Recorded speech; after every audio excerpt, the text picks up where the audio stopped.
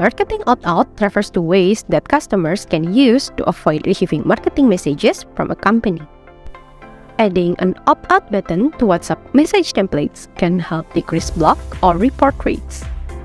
Customers can opt out marketing messages while still receiving other messages.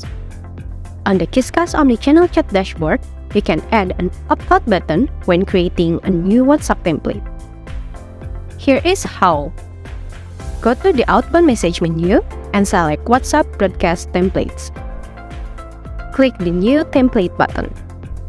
Select Yes, I already have a broadcast template if you have a broadcast template that has been previously approved by WhatsApp, or select No, I don't have any broadcast template before if you want to create a new template.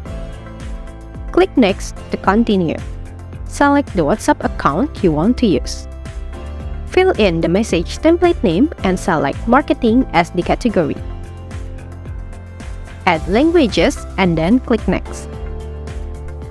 Fill in the content, making sure that it is in accordance with the language chosen, especially if you use multiple languages.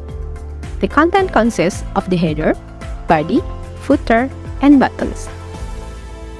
In the button section, click the drop-down menu and select Marketing Opt-out.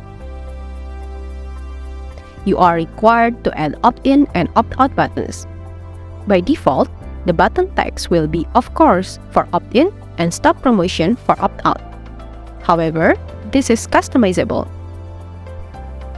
Don't forget to check. I understand that it is company's responsibility to stop sending marketing messages to customers who have opted out.